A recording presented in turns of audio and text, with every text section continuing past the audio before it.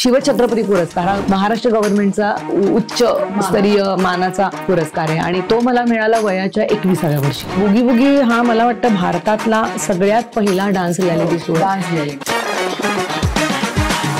बरं सगळे येऊन छाकछुक नाचून गेले आणि मी फिल्मी संगळ्या गेले आणि हे गाणं केलं. तुम्ही म्हणते बापरे पहिली मला धाकधुक्की एवढी सगळी चांगली आपल्याला घेतात की नाही. तुम्ही म्हणते ते कुठेतरी लिहिलेलं होतं. तेव्हाच नटरंगची पण सुरुवात झाली. नटरंगसाठी तेव्हा हंटिंग की कोण शोधत होते, कोण नवीन कोरिओग्राफर आहे का. आणि 2010 साली नटरंग नाच्या फिल्ममधनं एका कोरिओग्राफरचा उदय झाला.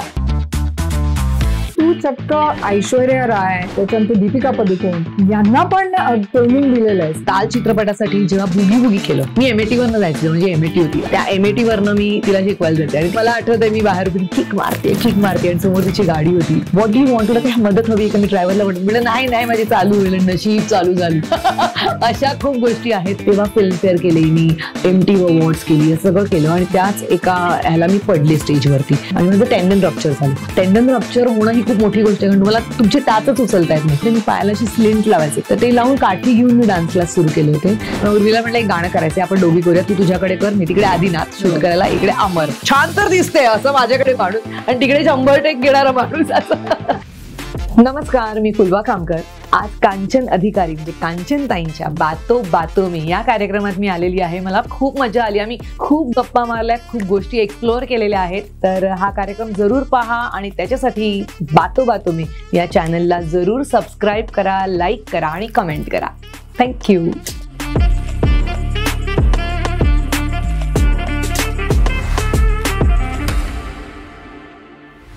हाय हॅलो नमस्कार, मी कांचन अधिकारी. बातो बातो में या आपल्या आवडत्या चॅनलमध्ये आपणा सर्वांचं मी मनपूर्वक स्वागत करत आहे. मंडळी, आज आपल्याकडे आलेली पाहुणी ही या क्षेत्राशी म्हणजे कला क्षेत्राशी तिचं अख्खं खानदान निगडीत आहे असं मी म्हटलं तर वावगं ठरणार नाही. कारण ती चक्क शाहीर अमर शेखांची नात आहे. तिचे वडील अनिल बर्वे हे एक उत्कृष्ट नाटककार होते ज्यांची नाटकं आपण सर्वांनी पाहिलेली आहेत, अनुभवलेली आहेत. त्यातली काही नावं मी तुम्हाला सांगते. ते म्हणजे हमीदाबाईची कोठी, थँक्यू मिस्टर ग्लाड, डोंगर म्हातारा झाला, स्टड फार्म, 11 कोटी गॅलन पाणी, अशा तऱ्हेची अनेक विविध नाटकं ही त्यांच्या नावावरती आहेत. एवढंच नाही तर तिचा भाऊ, ज्याची आत्ताच नुकतीच आलेली तुंबाड नावाची फिल्म, त्याचं नाव आहे राही बर्वे. सो तीही चिकार गाजली आणि आपणा सर्वांना ती खूप आवडली. आता आपण बोलणार आहोत ते आजच्या आपल्या पाहुणीकडे. एवढं सगळं मी सांगितलं म्हटल्यानंतर आजची पाहुणी कोण आहे हे उत्सुकता तुमच्या मनातही निश्चितपणानं जागृत झालेली आहे. चला तर मग स्वागत करूया उत्तम कोरिओग्राफर आणि माझी लाडकी आवडती फुलवा खामकर. नमस्कार अँड वेलकम. थँक्यू कांचनताई. मला छान वाटलं, एवढी छान अशी ओळख करून दिली तुम्ही. नाही आहेस ती, म्हणजे it's a big this thing. आणि मी तुला खरं सांगू का, तुझे जे काका चंद्रकांत बर्वे बरोबर आहे, ते पहिल्यांदा रेडिओवरती होते आणि मी त्यांच्याकडे तेव्हा युववाणी कार्यक्रमामध्ये असंख्य नाटकांचं नभोनाट्य त्याला तेव्हा खूप असायचं. आणि हे स्टड फार्म मध्ये मी आहे बरं का, बाय द वे, त्या नभोनाट्यात. किती छान, मला ऐकायला आवडेल. काकाला विचारा. I will send it to you please. I have got the recording. माझी खूप आवडती गोष्ट आहे ती. Yes, it's a beautiful thing. आणि ऑफकोर्स हमीदाबाईची कोठी तर सगळ्यांनीच पाहिलेलं आहे. थँक्यू मिस्टर ग्लाड हे एवढं मोठं गाजलेलं आहे. आणि आता जसं बाबांचे प्रत्येक नाटक, प्रत्येक गोष्ट बेसिकली वेगळी होती आणि त्याचं कौतुक मला असं वाटतं की ते न एक हाती लिहायचे. म्हणजे कधी हल्ली जे असते पहिला ड्राफ्ट केला, दुसरा, हे कधीच त्यांनी केलं नाही. सजेशन आलेली कधी घेतली नाही. जे काही आहे ते एक टाकी लिहायचे. तर मला वाटतं ती स्पॉन्टेनिटी, आणि बरं स्वतः लिहिलं तर ते विसरायचे सुद्धा नंतर. त्यामुळे मला वाटतं ही स्पॉन्टेनिटी कुठेतरी मी डान्स बसवला की मी खूपदा विसरते. म्हणजे ओके मी नवीन स्टेप बसवते, तर ती स्पॉन्टेनिटी माझ्याकडे हेरिडिटरी आली आहे वडिलांकडनं असं वाटतं मला. खूपच सुंदर. मला थोडस अजून तुझ्या वडिलांच्या बद्दल एक विचारावं असं वाटेल. एक तर मंडळी खूप म्हणजे लवकर ही expired at the age of 36 वर्षाचे होते. 1984 झाली 6 डिसेंबर. खूप म्हणजे लवकर गेले. आणि हे मी म्हणेन एक रंगभूमीचं खूप मोठं नुकसान आहे. कारण की मला त्यांचं लिखाण, मला पर्सनली त्यांचं लिखाण खूप आवडतं आणि वंडरफुल रायटिंग आणि एक वेगळ्याच धर्तीचं रायटिंग होतं. आणि मला वाटतं ते जेनेटिक्स तुझ्या भावामध्ये पण आले, हो. Because Tumbbad was a different sort of a very cult film एकदम, आणि एकदम सब्जेक्ट वेगळा आला. मला वाटतं राहीकडे लिखाणाचं आलंय, कारण राहीची ऑलरेडी 3 पुस्तकं प्रकाशित आहेत. एक पूर्णविरामानंतर, ज्याला कोकण साहित्य परिषदेचं पारितोषिक आहे. दुसरं त्याचं आदिमायेचे म्हणून एक पुस्तक आहे. आणि तिसरं आता त्याने केलेलं श्वासपाणी, जो त्याचा तुंबाडचा प्रवास आणि त्याचा पर्सनल प्रवास ह्याच्यावर, आणि ते बऱ्यापैकी लोकांनी ऍक्सेप्ट केलंय. तर मला वाटतं लिखाणाचं त्याने सगळं उचललंय. आणि माझ्यात नाचाचं माझ्या आईकडनं आलंय, म्हणजे शाहीर अमर शेखांची मुलगी प्रेरणा, आई. तर आई अत्यंत सुंदर नाचायची, आणि ते मला वाटतं मी तिच्याकडनं बाळकडून नाचाचं घेतलंय. हो. आणि त्यांचे सगळे, म्हणजे त्यांच्या कलापथकाचे जे काही कार्यक्रम व्हायचे ते सगळं आई कोरिओग्राफ करायची. म्हणजे भाई आजोबा गेले तर ती 20 वर्षाची होती.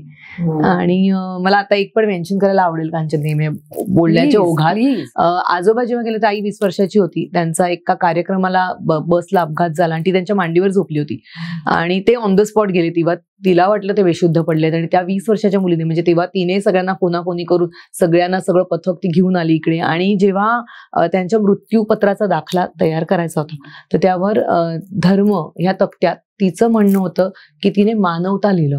तर त्याच्यावर बरंच झालं की असं असेल तर तुम्ही, आम्ही त्यांना, म्हणजे काय तुम्हाला धर्म लिहिणं गरजेचं आहे, हिंदू मुसलमान काहीतरी. आणि ती बोलली की नाही, मानवताच आहे, कारण आमचा विश्वासच नाही धर्मावर, आम्ही माणुसकी हा धर्म मानतो. त्यामुळे मग जिथे काय म्हणतो सर्व धर्मियांना पुरतात तिथे त्यांना दफन केलं.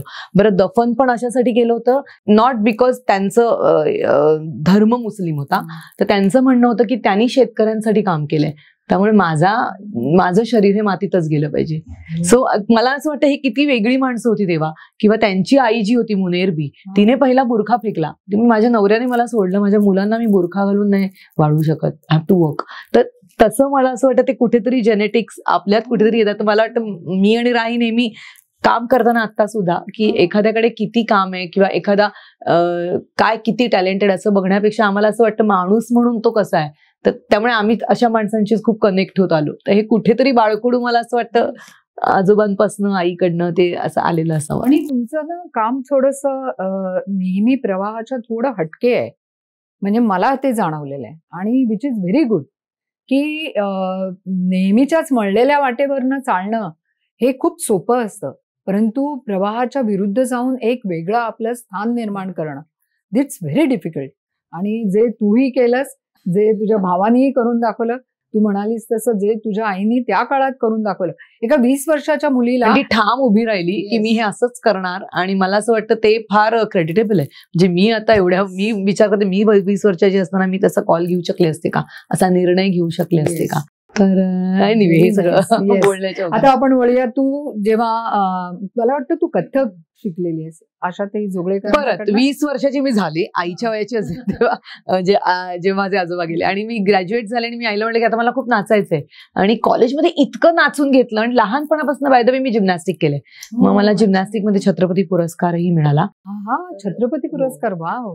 म्हणजे शाळेमध्ये नाही, छत्रपती पुरस्कार, शिवछत्रपती पुरस्कार हा महाराष्ट्र गव्हर्नमेंट, आपल्या महाराष्ट्र गव्हर्नमेंटचा एक आपल्या महाराष्ट्रातला अत्यंत उच्च स्तरीय मानाचा पुरस्कार आहे. आणि तो तुम्हाला काही सर्टन नॅशनल झाल्या, मग त्याची गोल्ड मेडलची इतकी पॉइंट, जसं पॉइंट्स वगैरे करून सगळं ते तुमचा ग्राफ बघून ते मिळतो.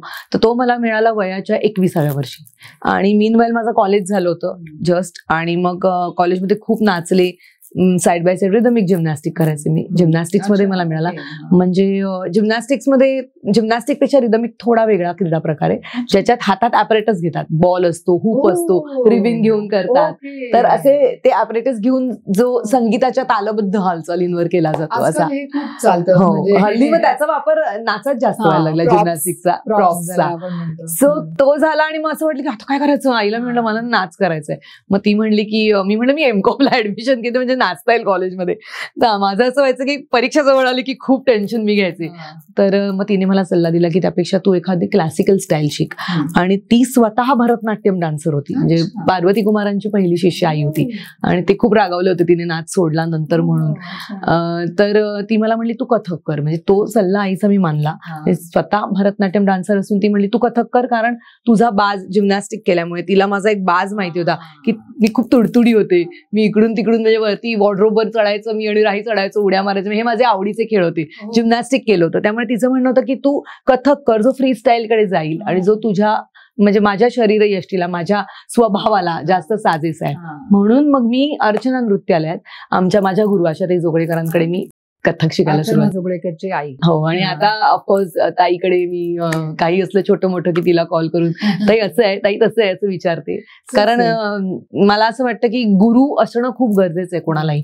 जे आपल्याकडे हल्ली गुरु म्हणजे इंस्टाग्राम झालंय किंवा सोशल मीडिया झालंय, तर एक माणूस आपल्या बरोबर असणं की हे तू चूक करतेस, बरोबर करतेस, हे सांगणारं कोणतरी असणं, ह्याची मला खूप गरज वाटते. आणि मला असं वाटतं आता सध्या ताईकडे, अर्चना ताईकडे मी काही असलं की कॉल करून बोलते. मस्तच मस्तच. आणि तू बुगी बुगी ह्याच्यामध्ये परफॉर्म केलंस आणि यू वन द टायटल, आणि तो इतका गाजलेला शो, प्लस तो जवळजवळ 17 वर्ष चालला. आणि दिग्गज त्याच्यामध्ये जावेद जाफरी, रवी बहल आणि नावेद, कारण हे तिघही माझे फ्रेंड्स आहेत. त्याच्यामुळे मला माहिती आहे तो. आणि तो तू जिंकलीस, म्हणजे ते टायटल तू जिंकलेली होतीस. काय वाटलं तेव्हा तुला, आणि किती वर्षाची होतीस तेव्हा? तेव्हा सुद्धा मला असं वाटतं, मला आयुष्यात मी सगळ्याच गोष्टी उशिरा केल्या, लग्नच फक्त लवकर केलं होतं. मी तेव्हा 23 वर्षाची होते आणि जस्ट कॉलेजमधनं बाहेर पडून मी कोरिओग्राफी चालू केलेल्या. आणि त्या सगळ्या ग्रुपमध्ये पण मी मोठी होते, माझ्यापेक्षा सगळे लहान होते, 20, 21, 18, 17 असे. आणि बुगी बुगी हा मला वाटतं भारतातला सगळ्यात पहिला डान्स रियालिटी शो आहे की जो अत्यंत फेमस झाला. आणि तो 2 दिवस असायचा, बुधवार गुरुवार. आणि एका आठवड्यात तुमची कॉम्पिटिशन व्हायची आणि मग त्यातनं तुम्हाला लगेच असं नव्हतं की महिने करत. हल्लीचा रियालिटी शोपेक्षा खूप वेगळा होता. आणि त्याच्यात मला पहिल्यांदा जेव्हा मी परफॉर्म केलं आणि मग ते सगळे बिल्डिंगमधले आज फुलवाचं दिसणारे एकमेकांना सांगून मग तो झाल्यावर भेटायला यायचं, ते हे सगळं नवीन होतं. सो ते मला असं वाटतं एक लोकांपुढे जाण्याची जी एक ग्लॅमर, बेसिकली ग्लॅमर काय असतं हे मला बुगी बुगीतनं कळलं की अच्छा, आपण असं परफॉर्म केलं की लोक आपल्याला भेटतात, आपल्याला सांगतात.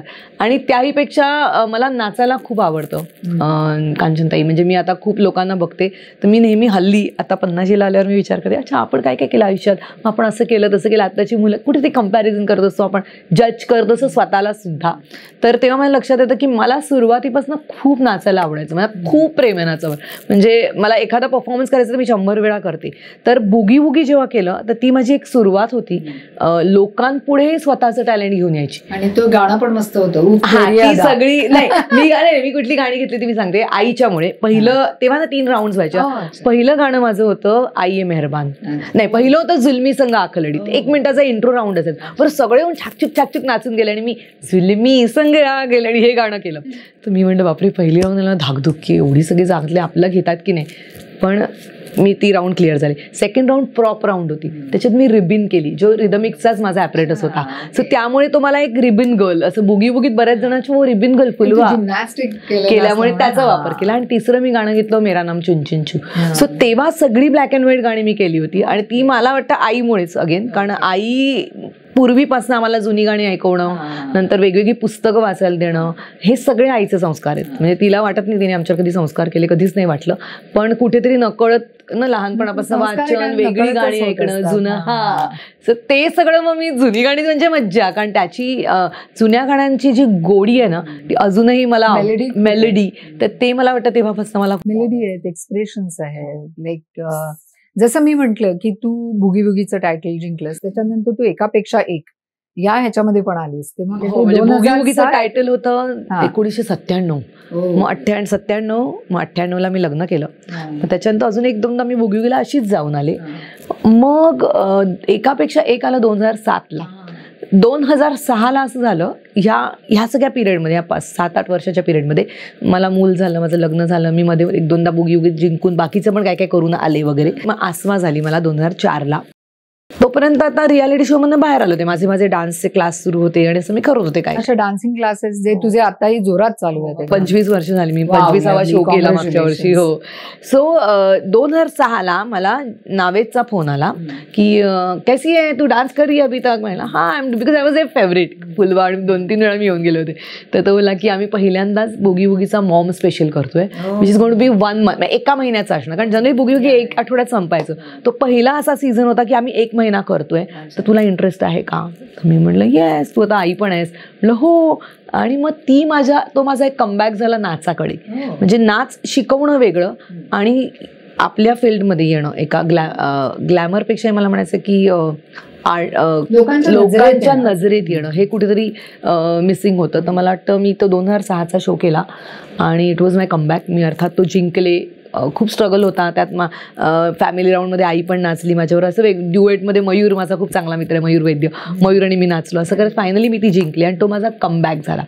त्याच्यानंतर 2007ला एकापेक्षा एक आलं आणि एकापेक्षा एक तर अगेन मराठीतला अत्यंत गाजलेला रियालिटी शो आहे. म्हणजे नाचाचे अजूनही होते शो, 1-2 दूरदर्शनवर होता, पण हा मोठा झाला.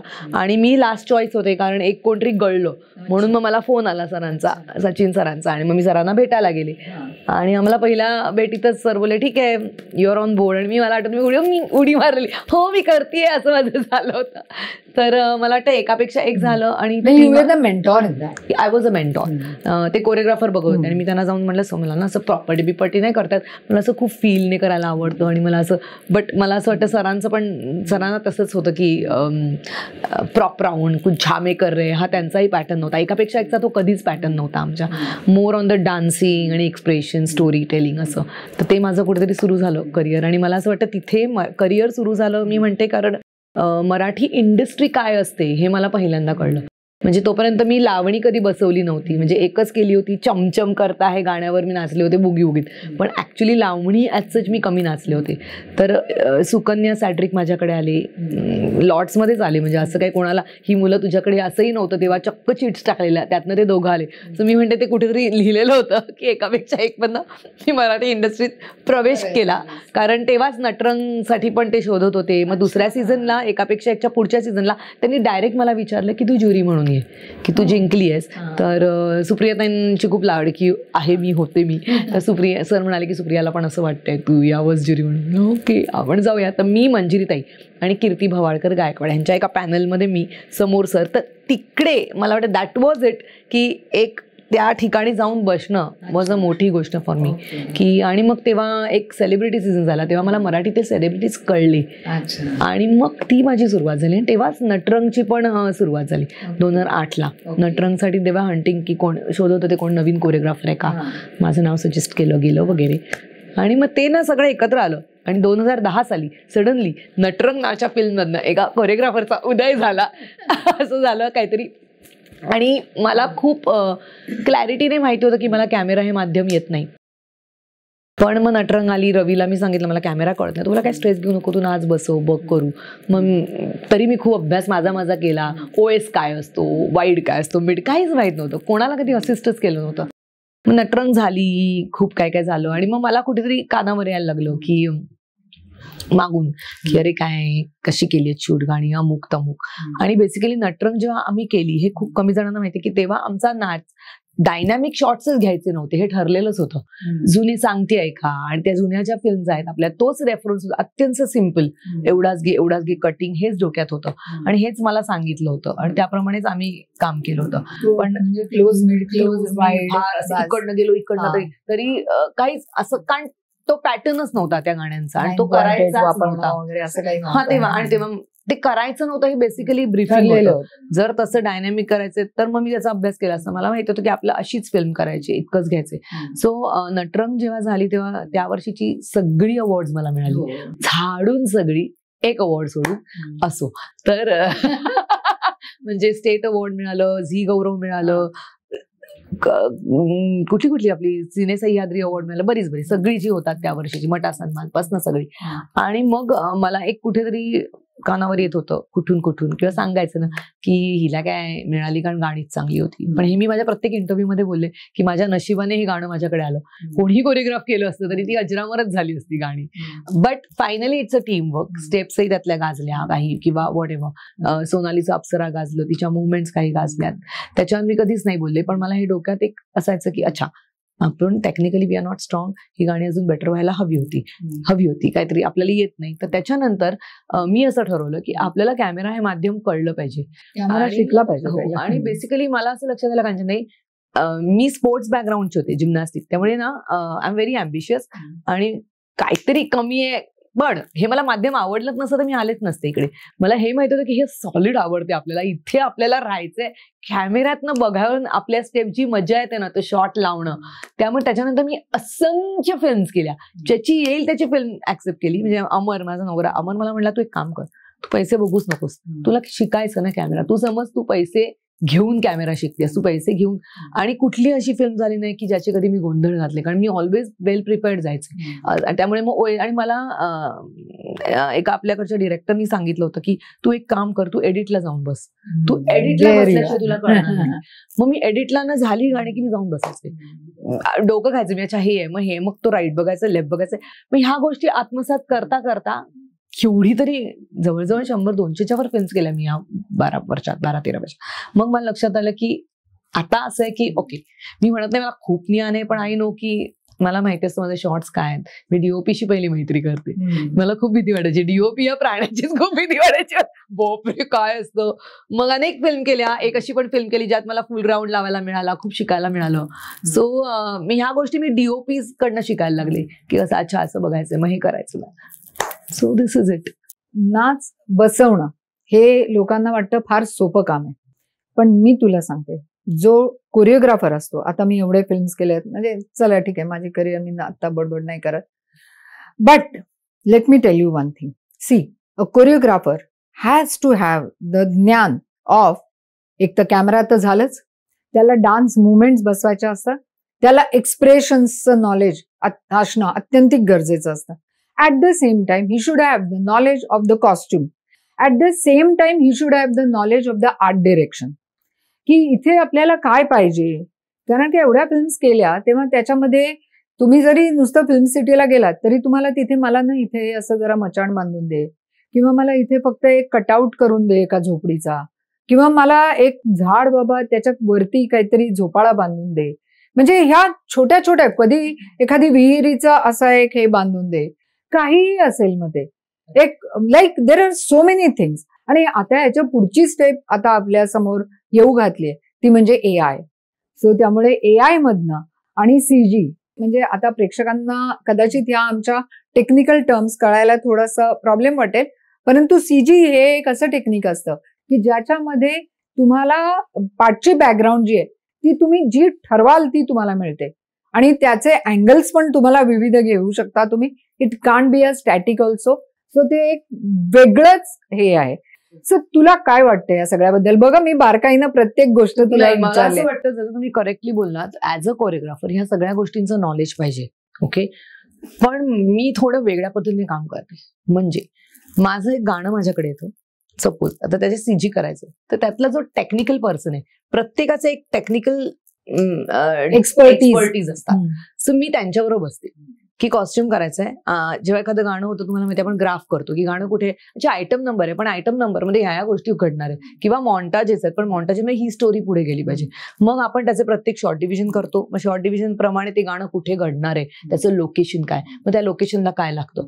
ह्याच्यात जर तुला मागे बॅकग्राऊंड ग्रीन करायची असेल तर I set with the expertise की अच्छा तुम्हाला ग्रीन करायची, माझा शॉट हा असा आहे, मग हा शॉट घेताना किंवा माझा असं मुवमेंट मध्ये आहे, मग त्याच्यात तुमचं ते वर्क होणार आहे का, सगळ्या जे तुम्हाला बॅकड्रॉप तुम्हाला ग्रीन स्क्रीनवर करायचंय. तर मला असं वाटतं जर आपल्याला त्यातलं कळत नसेल तर it's better to ask them. मला अशी खूप मुलं येतात की नाही करूया, हो माहितीये, करू शकतो, असं नाही होत.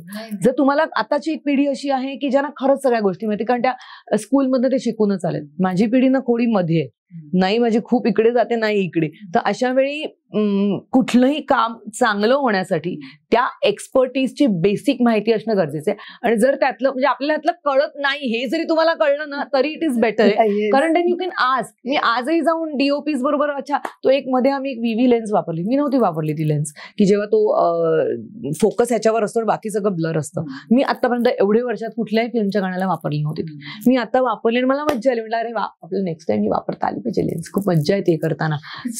कॅमेरा ऍक्च्युली माहिती असणं म्हणजे बेसिकली तुम्हाला त्याच्या लेन्सेसचं नॉलेज असणं.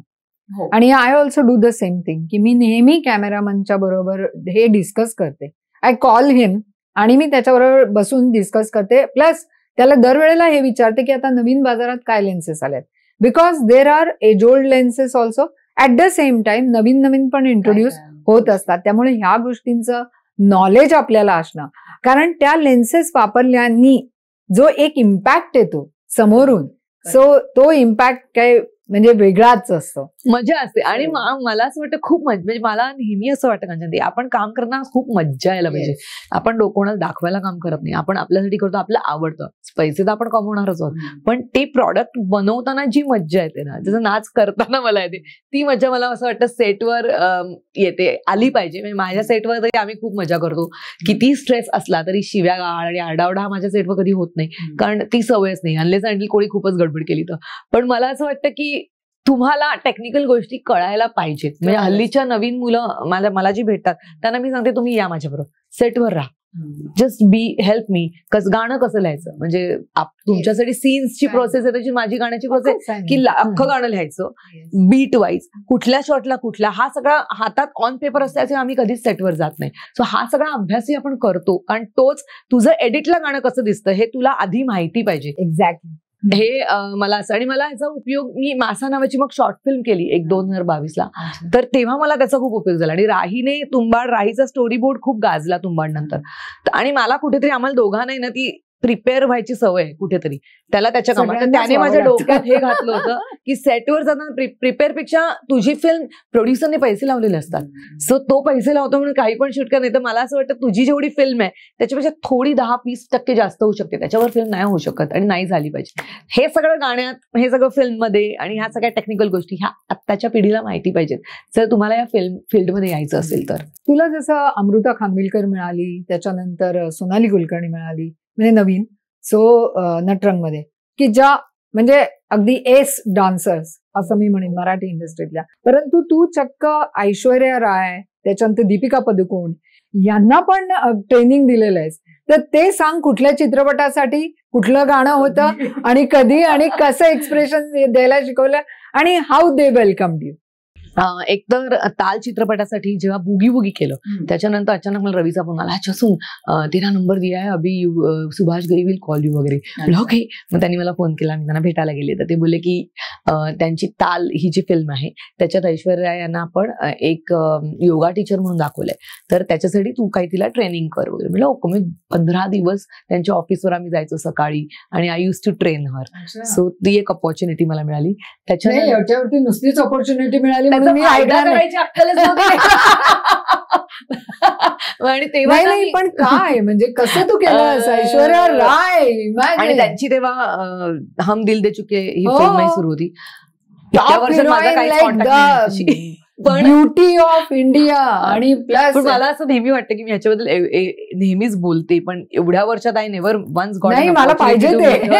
आणि पण ही तेव्हा मी खूप नवीन होते, तेव्हा जस्ट माझी सुरुवात होती, जस्ट मी बाहेर पडून मराठीपर्यंत पोहोचलेच नव्हते. जेव्हा ताल मी केली तेव्हा बुगी बुगी नंतर 1997 97-98 सालची गोष्ट आहे, जेव्हा ताल सुरू झाली तेव्हा ऐश्वर्या राय त्यांनी already, she was miss world. मग हम दिल दे चुके सनम सुरू होती फिल्म त्यांची, का चालू होती अशी काहीतरी. आणि हे ताल आता करायला त्यांनी मला सांगितलं की एक काम करूयात, तू तिला ट्रेन कर. ट्रेन म्हणजे काय करायचं, काही नाही, तिची फ्लेक्झिबिलिटी, लाईक जिम्नॅस्टिक्ससाठी तुम्ही मुलांना कसं ट्रेन करता, कारण मी शिकवायचे त्यांना माहिती होतं. सो माझे YMCA क्लासेस होते हे त्यांना माहिती होतं. मग मी त्यांना ट्रेन करायला लागले. मग 15 दिवस आम्ही सुभाषजींच्या ऑफिसवर वगैरे जायचो, करायचो. मग तिची आई माझ्याशी कम्युनिकेट करायची, माझ्याकडे फोन नव्हता. मग तेव्हा मी पेजर घेतला. सुभाषजी बोलले की फुलवा तुझ्याकडे काहीतरी कम्युनिकेशनला पाहिजे. मग मी पेजर घेतला. तेव्हा नवीन आला, कारण फोन काय परवडणार नव्हता, आणि नवीनच आले होते तेव्हा मोबाईल्स. आणि मग ते सगळं झालं. तो एक्सपिरियन्स माझ्यासाठी खूप एक्साइटिंग होता की I am training somebody Miss World, म्हणजे तिला जाऊन शिकवणं. She is a very grounded person. आणि मग त्याच्यानंतर आम्ही सेटवर कम्युनिकेशन कसं व्हायचं, हिंदी आणि इंग्लिश, ते झालं, ती लँग्वेज झाली, पण म्हणजे चिल होती. मला असं वाटायचंच नाही माझ्या पुढे एखादा स्टुडंट उभा राहिला तर मी कशी शिकवेन. It was the same, but she use to obey everything. Yes, she was very sweet. आणि इट्स अ बिग थिंग. एवढे वर्षात मला भेटायची संधी नाही मिळाली त्यांना कधी, पण ते माझ्यासाठी, मी तर खूप नाईव्ह होते. मी जस्ट 23-1 वर्षाची होते, 22-23 वर्षाची होते. आणि मग ती सगळी प्रोसेस खूप छान होती. म्हणजे एकदा पण मला बघ कशी आठवतंय- मराठी मुलगी त्याच्यामुळे, नाहीतर एरवी कुठली दुसरी असती गेली असती, ऐश्वर्या रायची दुसरी फिल्म लगेच बॅक केली असती की मैं कोरिओग्राफ नाही, करते. मला असं वाटतं मग तेव्हा मला आठवते आमच्या 2-3 कम्युनिकेशनच्या गोष्टी. ती मला बोलली की फुलवा तुला काय करायचंय आयुष्यात? असं आम्ही गप्पा मारायचो करता करता. मग मला कोरिओग्राफर व्हायचंय. कोरिओग्राफर व्हायला करायला काय लागतं कोणाला माहितीये, म्हणजे मला ना फिल्मसाठी गाणी कोरिओग्राफ करायची असं मी तिला म्हणलं.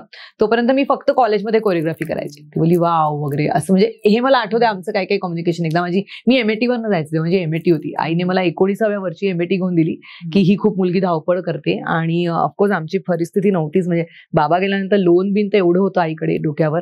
सो त्या MAT वरनं मी तिला शिकवायला जायचे. आणि ती MATची माहिती ना किक मारायला लागायची. आणि किक मारली की कधी कधी ती रिझर्व्हवर आलेली असायची.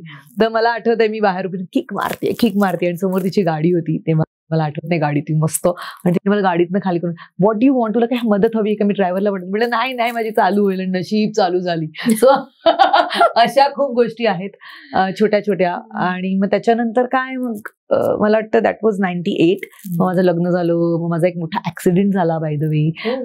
मी तेव्हा काय गं, गणेश कसला? हेगडेने मला कॉन्टॅक्ट केला की त्याने बुगी जरा गाजलाच ना, म्हणजे एक मुलगी हात न लावता काहीतरी करतीये, तेच नवीन होतं. म्हणजे मध्ये मला गीता भेटली तर गीता मला बोलली फुलवा मला तुला एक सांगायचंय. गीता मा तर तुला सांगायचंय की तेव्हा आत्ता रिसेंटली की she I am a big fan of you. तेव्हा कोणालाच माहित नव्हतं कंटेम्पररी काय, कंटेम्पररी स्टाईलच आली नव्हती आपल्याकडे. मी जिम्नॅस्टिकचा वापर करून ज्या काही उड्या मारल्या दॅट वॉज कंटेम्पररी तेव्हा असं. तर ह्याची जाणीव नव्हती की आपण काहीतरी एक मुलगी म्हणून अॅक्रोबॅटिक्स करणं, कारण मुलं स्टंट मारतात हे तेव्हा खूप होतं. सो ते सगळं झाल्यावर तो इतका गाजला होता ना शो की त्याच्यामुळे तो इतक्या आर्टिस्ट लोकांपर्यंत पोहोचलाय हे मला माहित नव्हतं. समथिंग न्यू, म्हणजे new establish the new trend. So Ganesh the contemporary thing. Correct. आणि ही सर की तू माझ्या ग्रुपमध्ये येशील का? Hemu Sinha, Ganesh Hegde was so big name. तर हेमू सिन्हा आमचा खूप चांगला मित्र आहे, जो ही कोरिओग्राफर होता. ही इज नो मोर कोविडमध्ये. तर हेमूने तेव्हा अमरला आणि मला डोक्यात एक घातलं होतं की बॅक डान्स कधी करायचा नाही. If you want to become a choreographer anything, हे कुठेतरी नॉट नेसेसरी खूप लोक करतात, तर ते माझ्या कुठेतरी डोक्यात होतं. त्यामुळे मी त्याला म्हटलं की मला डान्स नाही करायचा मागे, कधी स्पेशल असेल तर मला सांग. मग जे स्पेशल ऍक्ट्स असायचे की मी रिबिन करते, मी जाते, मग ऐश्वर्या रायची एक्झिट व्हायची किंवा त्यांच्यावरच 2 परफॉर्मन्स करायची मला संधी मिळाली की जेव्हा त्यांना कॉस्ट्युम चेंजला एजस्ट गेली तर समोर काहीतरी घडलं पाहिजे, मग मी रिबिन्स ऍक्ट करायचे. असे मी काही तेव्हा फिल्मफेअर केले, मी MTV अवॉर्ड्स केली, असं सगळं केलं. आणि त्याच एका ह्याला मी पडले स्टेजवरती आणि माझं टेंडन रप्चर झालं. सो हे होतं 2000 साल. आणि तेव्हा मी पूर्ण 4 महिने बेड रिडन होते. टेंडन रप्चर होणं ही खूप मोठी गोष्ट आहे, कारण तुम्हाला तुमची टाचच उचलता येत नाही. तर मग ते माझी सर्जरी वगैरे झाली आणि मग मी हातात, मग तेव्हा सर्जरी झाल्यावर पण घरी बसून काय करायचं, तर मी बसून आमचे स्ट्रेचिंग विचिंग, कारण पाय स्ट्रेट व्हायचा ना, तर ते सगळे एक्सरसाइज करायचे. तेव्हापासून मी एक करिक्युलम तयार केला आणि म्हटलं की आपण आपले डान्स क्लास सुरू करायचे. तर मला असं वाटतं हे पण आईकडनंच बाळकडून मिळाले की मग ठीक आहे, आता ऍक्सिडेंट झाला, आता चालता येत नाही पुढचे 4 महिने, पण पुढे करायचे, काय करायचं आता ठरव. सो ती ना सवय होती, तर मी तो एक करिक्युलम तयार केला. आणि 2001ला मी माझे 2000 साली मी डान्स क्लास माझे सुरू केले लालबागला. आणि तेव्हा मला आठवते मी पायाला अशी स्लिंट लावायचे, कारण तो पाय आहे ना असा केलेला चालणार नव्हता मला, कारण ऑपरेट झाला होता. तर ते लावून काठी घेऊन मी डान्स क्लास सुरू केले होते. आणि मग 6व्या महिन्यात फायटिंग स्पिरिट आईबाबांकडनं आलं होतं माझ्याकडे. आणि बिईंग अ स्पोर्ट्स पर्सन ते कुठेतरी होतं. तर त्याचाच वापर मला आपल्या फील्डमध्ये झाला की नटरंग नंतर येत नाही म्हणजे काय, आपलं केलंच पाहिजे, तर ते कुठेतरी आलं.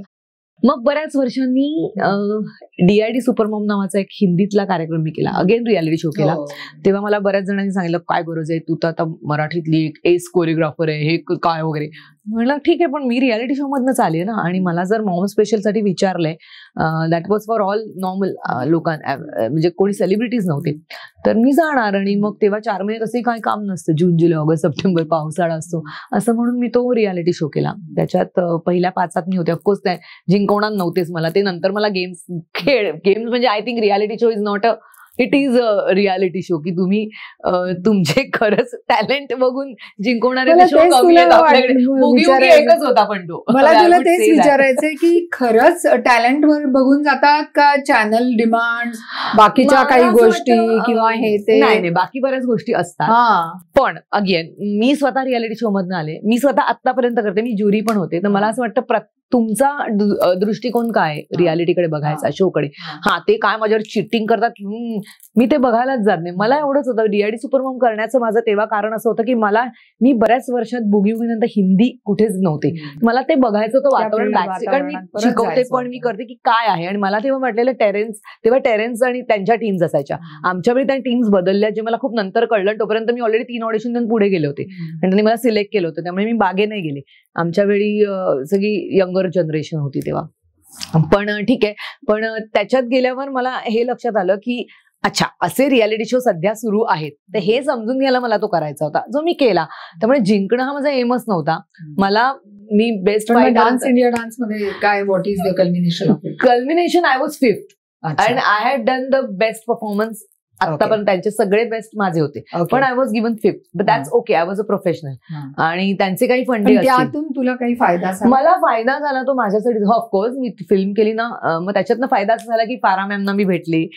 शी was very fond of me. मग त्या मला म्हणाल्या, त्यांनी असंच डायलॉग पण माझ्या ह्याच्यात टाकलाय, आहे ते युट्यूबवर, की आप मेरी हिरोइन्स को डान्स सिखाने, एक्सप्रेशन सिखाने आओगे क्या. म्हटलं हो, कारण मी बैठकीची लावणी पण हिंदी. कुठलं गाणं बरं, दिल चीज क्या है.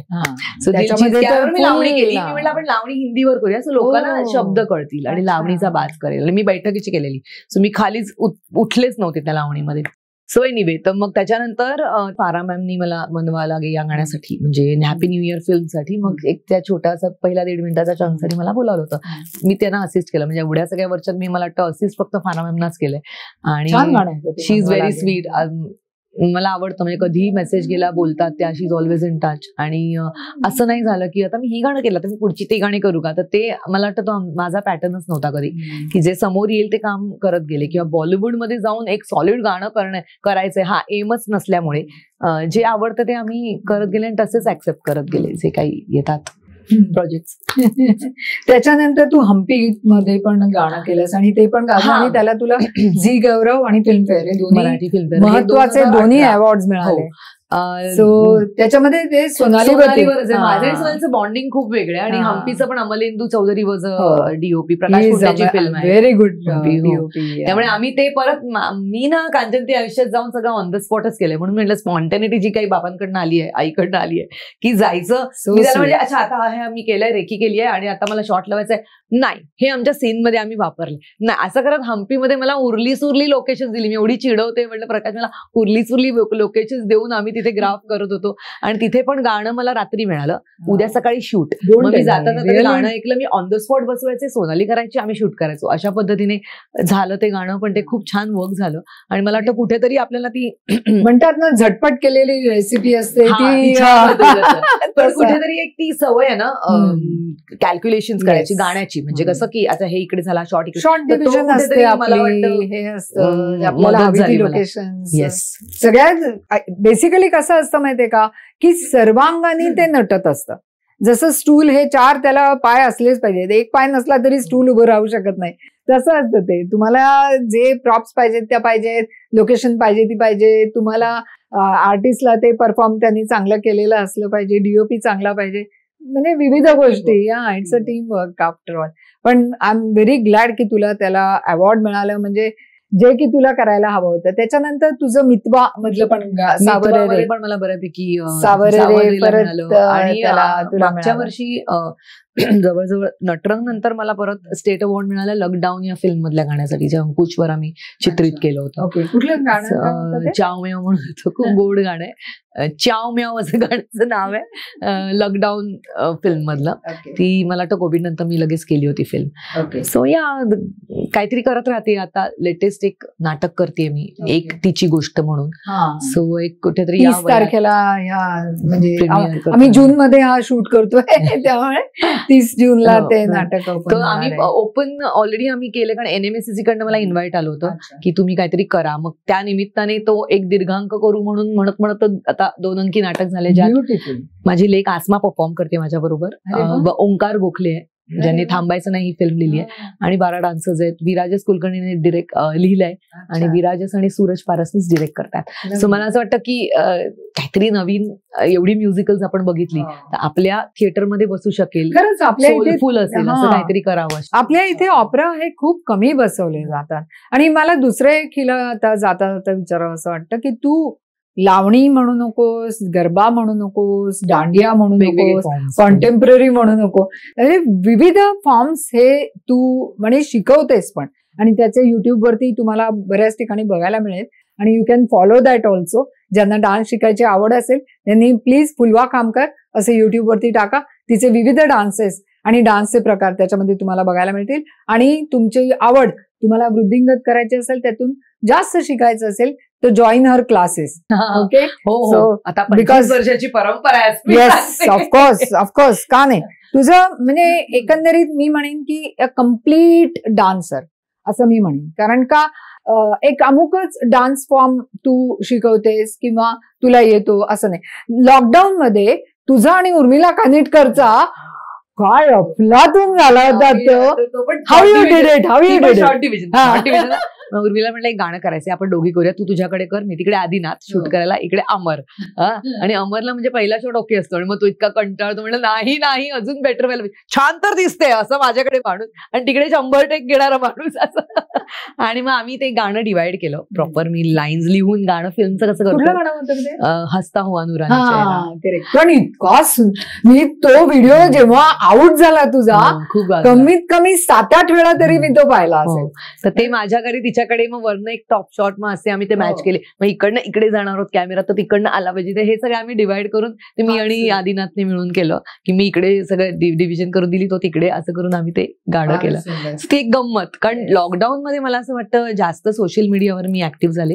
तोपर्यंत कोणीच नव्हतं, म्हणजे जेवढी आधी होते त्याच्यापेक्षा जास्त, कारण काहीच नव्हतं करायला. तू बहुतेक सगळे तू स्वतः घरामध्ये ते डान्स करायचे, व्हिडिओ करायचे, तो एक आनंद. कारण इतकं ते सगळं चाललं होतं आजूबाजूला की त्यातनं एक आपण मार्ग शोधतो. नाही, आपली घुसमट होत होती बेसिकली ऍज अन आर्टिस्ट आणि हे म्हणून, पण ते फार सुंदर होते. आणि त्याच्यामध्ये एक साडी केला, साडी घालून केला होता मी, उईमा केला होता मी डान्स. आणि त्याच्यामध्ये मला अजूनही आठवतं की त्याच्यामध्ये एका माणसाने मुवमेंट म्हणजे हे लिहिलं होतं कॉमेंट, ये लडकी सबसे अच्छा डान्स करती है असं. नाही, मला आवडतं म्हणजे आताही इंस्टाग्रामवर असे आता खूप जण आहेत की ज्यांनी आप वही हो क्या बुगी उगी आपको यहाँ मिले असं करून ना सगळे खूप ज्यांना मला बघायचे आधी त्यांना असं आलं, अरे हा अजून ती नाच करते, अजून ती आहे असं. जे नॉन मराठी लोक. असं तर मी तुला किती वर्ष पाहते, ओळखते, सगळं आहे. परंतु जेव्हा मी इंटरव्ह्यू करते तेव्हा मलाही स्वतःला अभ्यास करायला लागतो, आणि त्याच्यामुळे मी केलेला जो अभ्यास असतो तो त्याच्यामध्ये मी हिचे असंख्य डान्सेस परत बघितले आज इंटरव्ह्यूच्या निमित्ताने. आणि हा तर तुझा तेव्हा पाहिलेलाच होता लॉकडाऊन मधला. तर मी असं म्हणेन की तुझ्या येत्या सगळ्या व्हेंचर्समध्ये तुला असंच परमेश्वर भरभरून यश देवो, आणि तू तुझी जी वाटचाल आहे ती अशीच पुढे खूप छान रीतीने चालू देत. तुझे क्लासेस भरभरून मस्त त्याच्यामध्ये येऊ देत, मुलं त्यांना शिकू दे तुझ्याकडनं. आणि मी तर असं म्हणेन की ही उत्तम संधी आहे नवीन पिढीला की हिने क्लासेस ठेवलेत. नाहीतर इतक्या अशा म्हणजे मी म्हणेन की कोरिओग्राफर अशी जी मुलगी आहे तिच्या हाताखाली जर तुम्ही डान्स शिकलात तर तुम्हाला प्रत्येक प्रकारचा डान्स हा उत्तम तऱ्हेने शिकता येईल, कारण गुरु हा नेहमीच चांगला असायला पाहिजे. त्यामुळे फुलवा, आज तू माझ्या या कार्यक्रमात आलीस आणि तुझे इतके सुंदर सुंदर विचार आम्ही ऐकले. तू केलेली सगळी मेहनत ही पण आम्हाला कळली, आणि अशीच पुढे तुझी प्रगती धडाक्यात चालू राहो. Thank you Kanchan, thank you. आणि तू आलीस माझ्या या शो मध्ये, इतक्या सुंदर आपल्या गप्पा रंगल्या, आणि all the best for your future ventures. Thank you for coming. Thank you.